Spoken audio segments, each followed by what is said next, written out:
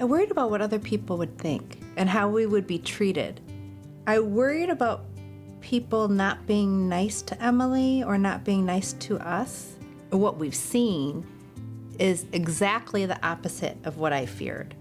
Emily actually has brought out the good in people. We learned of Emily's diagnosis after she was born, and we were surprised. Out of all the things I worried about, Down syndrome wasn't one of them. Our biggest fear for us was the unknown, because we weren't familiar with this. It took a while for us to get adjusted to the new reality, but immediately Dave and I thought the same thing. We want her included in the community. We want her knowing her community and people knowing her, and we want her fully included in life. Emily is an individual, like most kids, where having models of normal development is very enhancing to her own development, not just from a language standpoint, but from a social communication standpoint, from an interaction standpoint, from appropriate behavior and that sort of thing. To us, that means walking to school with the kids in our neighborhood, getting to know our neighbors and shop owners along the way. We want people to know Emily and Emily to know other people in the neighborhood so they can help us and help her.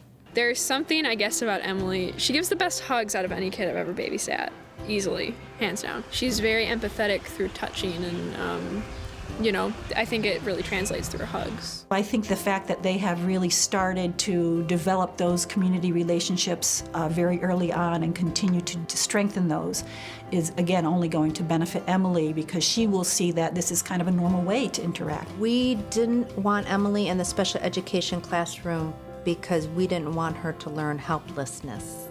We wanted her to have good social examples to follow, and we wanted her to learn to function in the real world. She really understands what she's to do, how she's to do it. And, if she's with another little girl, sometimes, they'll help her with some of the words, because a lot of the writing stuff's a little more difficult than the verbal stuff, but she understands everything you tell her.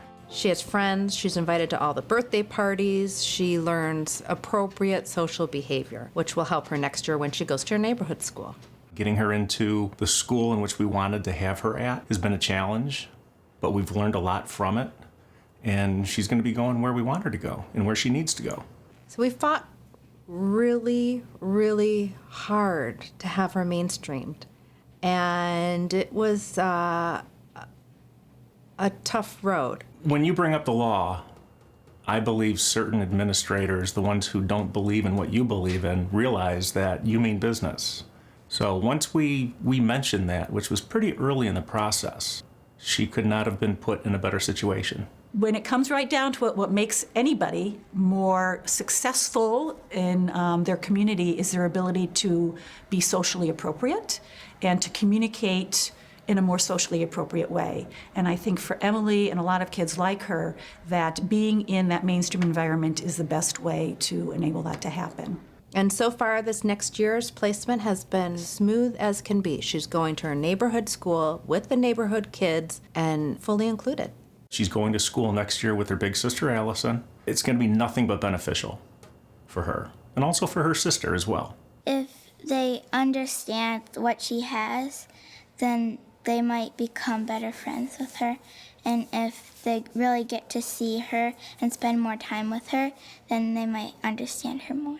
Allison teaches her a lot, and Emily learns a ton from Allison. Allison will work with her on certain things, whether it be school work or whether it be certain activities. It's a phenomenal thing to watch and be a part of. When she was first born, it took me a while to get used to the fact that we may have a dependent living with us for life. It just changes our image of what retirement may be. Now that Emily's grown, I understand that she very well might not want to live with me past the age of 16. So we want her to have the most typical life that she possibly can. I can picture us all being together and that being a very rich, fulfilling, wonderful life. I also have to be open to the fact that she might want her independence. She shows me that every day. She's a blessing to us. Our life is richer because of Emily. She brings us in contact with great people. We've really seen the best of the world through having Emily.